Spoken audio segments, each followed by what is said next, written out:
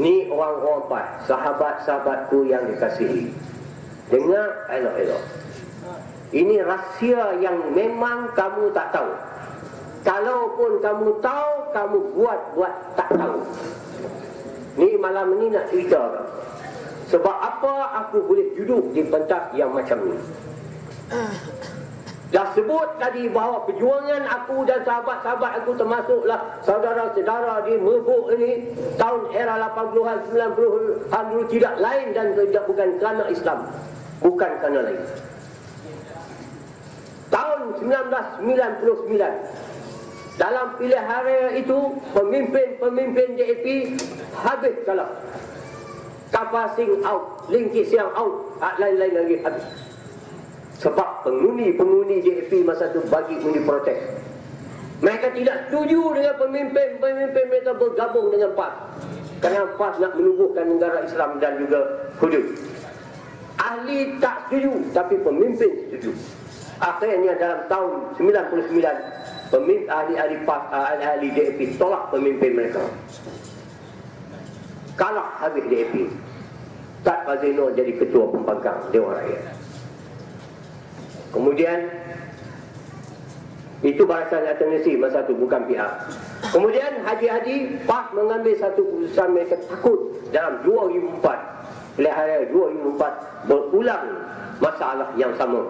Sebab mereka perlukan DAP. Tak mau lagi orang-orang DAP protes pemimpin-pemimpin mereka.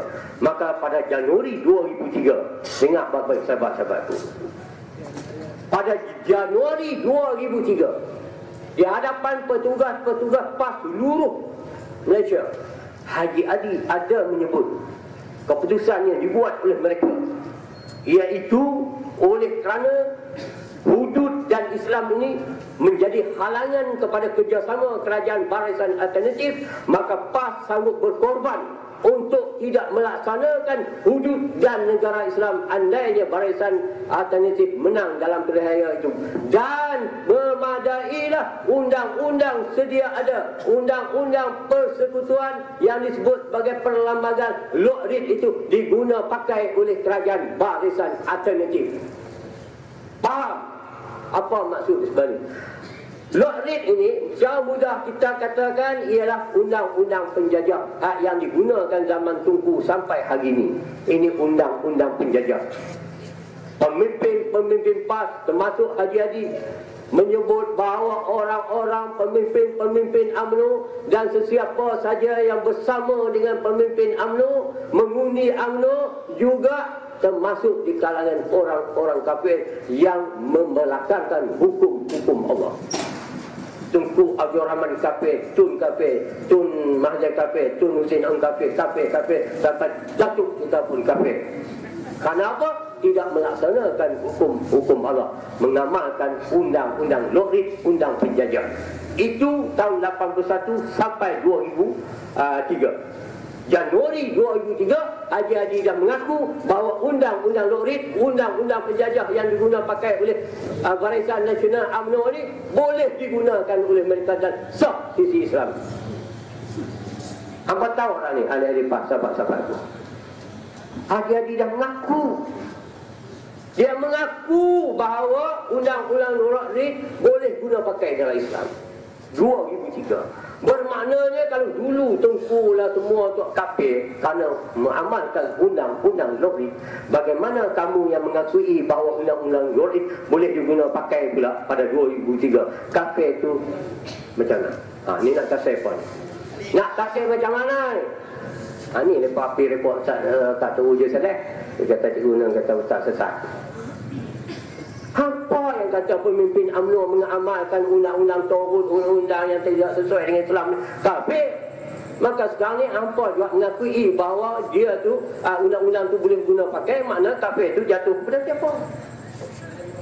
Ini tuan-tuan dan puan. Kemudian pada tahun Disember 2009, ni sahabat-sahabatku dengar baik-baik, catat tarikh.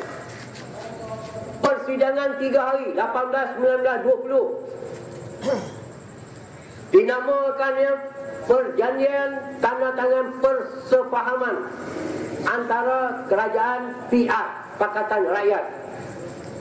Di dalam perjanjian yang diturun tanda tangan oleh Haji Hadi, Lim Guo Eng dan juga Wan Azizah, menyebut di situ, andainya Pakatan Rakyat menang dalam PR13 ini, maka Islam dan hudud tidak akan dilaksanakan. Bukan keutamaan kita. Ini tanda tangan. Tanda tangan tidak mau melaksanakan negara Islam dan hudud. Apa kita faham ini? Lepas tu duk turun cawangan-cawangan di Mobok dan seluruh Kedah bagi tahu ni Ustaz Ma'ya dalam sinar hari ni aku baca. Dia kata kalau kita menang undang-undang Islam akan tertegak. Pembohong. Pemimpin kamu turun tanda tangan tak mau laksana hudud, kamu duk bagi tahu pada ahli-ahli kamu nak buat Islam.